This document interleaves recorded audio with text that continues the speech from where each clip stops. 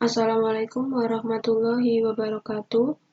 Kembali lagi dengan saya Alia Darusani.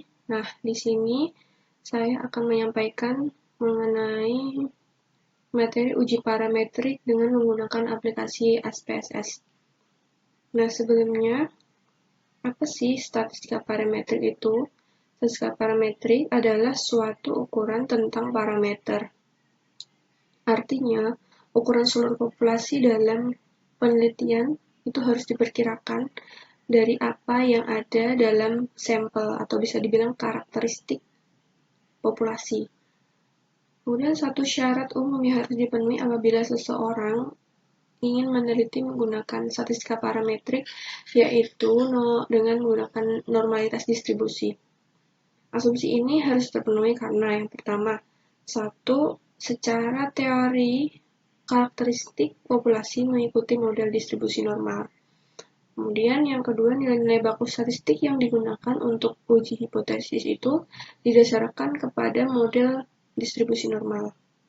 Nah, asumsi-asumsi lain seperti adanya homogenitas, linearitas itu harus dipenuhi sesuai dengan hipotesis yang akan diuji. Kemudian, pada modul kali ini itu kita akan sering dihadapkan pada uji-uji hipotesis. Uji-uji hipotesis ini dilakukan karena seringkali persoalan-persoalan dihadapkan untuk mengambil keputusan atau kesimpulan mengenai sifat suatu populasi yang sedang diamati berdasarkan sampel yang sudah diambil.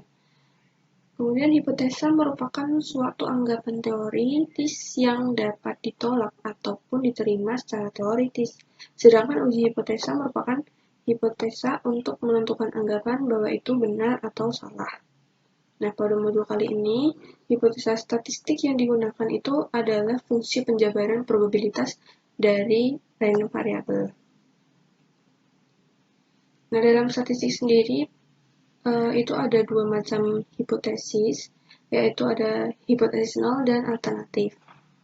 Nah, pada statistik, hipotesis nol itu diartikan sebagai tidak adanya perbedaan antara parameter dengan statistik atau tidak ada perbedaan antara ukuran populasi dan ukuran sampelnya.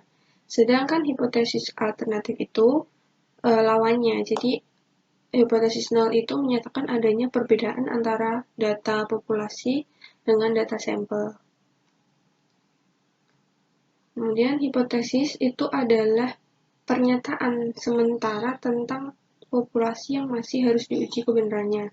Atau hipotesis itu merupakan kesimpulan sementara tentang hubungan suatu variabel dengan satu atau lebih variabel yang lain. Kemudian beberapa fungsi dari hipotesis itu adalah menguji kebenaran suatu teori, kemudian memberikan gagasan baru untuk mengembangkan suatu teori.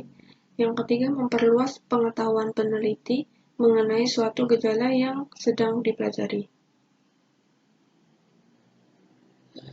Selain memiliki fungsi, sebuah hipotesis juga harus diuji, di mana hipotesis itu baik selalu memenuhi dua pernyataan. Yang pertama, menggambarkan hubungan antara variabel dan dapat memberikan petunjuk bagaimana pengujian hubungan tersebut. Oleh karena itu, hipotesis itu perlu dirumuskan sebelum dilakukan pengumpulan data. Nah, hipotesis ini disebut juga hipotesis alternatif atau hipotesis kerja atau HI. Hipotesis kerja yang sudah dipelajari dari teori-teori yang berhubungan dengan masalah tersebut itu untuk pengujian H1 perlu adanya pembanding. Jadi pembandingnya dinamakan hipotesis nol atau H0. H0 ini disebut juga sebagai hipotesis statistik karena digunakan sebagai dasar pengujiannya. Kemudian langkah atau prosedur untuk menentukan apakah diterima HO atau ditolaknya HO disebut dengan pengujian hipotesis. Oleh karena itu, dalam pengujian hipotesis, penarikan kesimpulan itu mengenai populasi didasarkan pada informasi sampel, bukan dari populasi itu sendiri. Maka kesimpulan itu bisa saja keliru. Dalam pengujian hipotesis ada dua kekeliruan atau galet. Nah, seperti yang ditampil ini,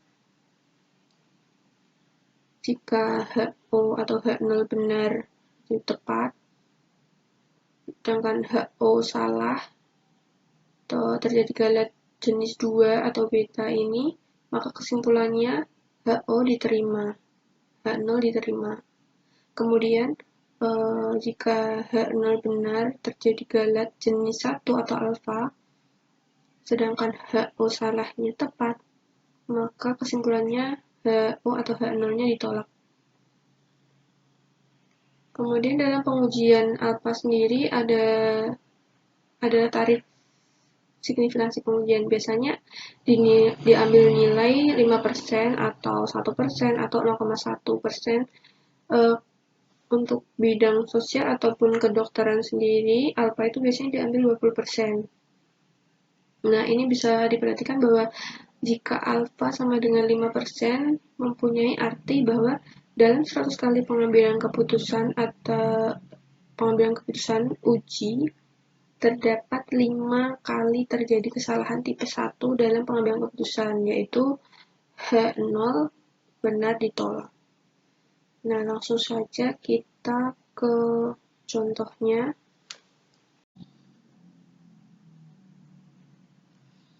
Nah, di sini sudah ada soal ini yang mempunyai seorang pengusaha berpendapat bahwa rata-rata penjualan per hari karyawannya adalah sebesar Rp1.020 dengan alternatif tidak sama dengan itu. Untuk maksud pengujian pendapatnya, pengusaha tersebut melakukan wawancara terhadap 20 orang karyawan yang dipilih secara acak dengan menggunakan alfa sama dengan 0,05. Ujilah pendapat tersebut dan berikan analisa.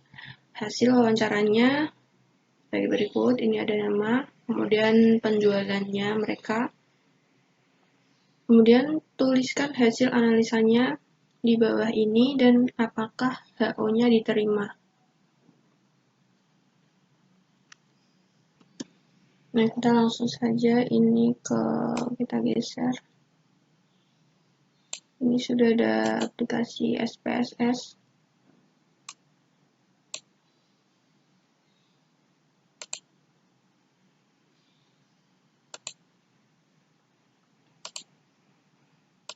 Kita langsung masuk di sini ya di variable view.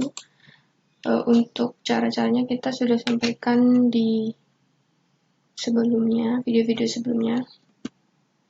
Nah, seperti ini ya teman-teman, karena untuk mempersingkat video ini, jadi karena di video sebelumnya saya sudah menyampaikan bagaimana cara memasukkan data-data di aplikasi SPSS. Seperti ini ada nama, penjualan sesuai dengan data yang kita miliki tadi. Nah, kita langsung ke data view. Nah, seperti ini. Kemudian data ini, nama dan penjualan kita copy saja.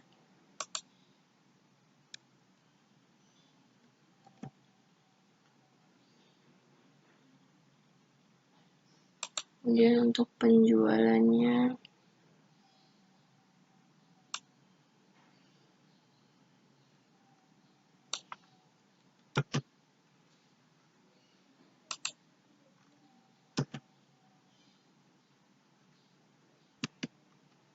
nah kalau sudah seperti ini, kita klik analyze, kemudian compare means, kemudian kita klik one sample t-test.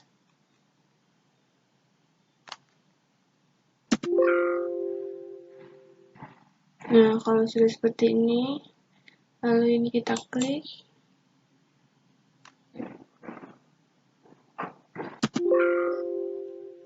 Nah, selanjutnya kita klik option.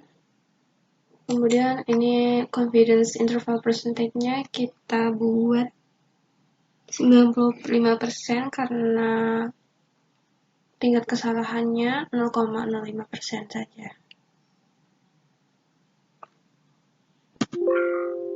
Nah, ini kita lanjutkan, continue.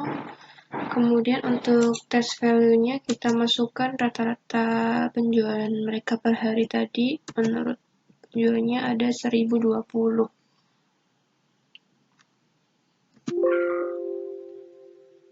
Kemudian kita klik OK.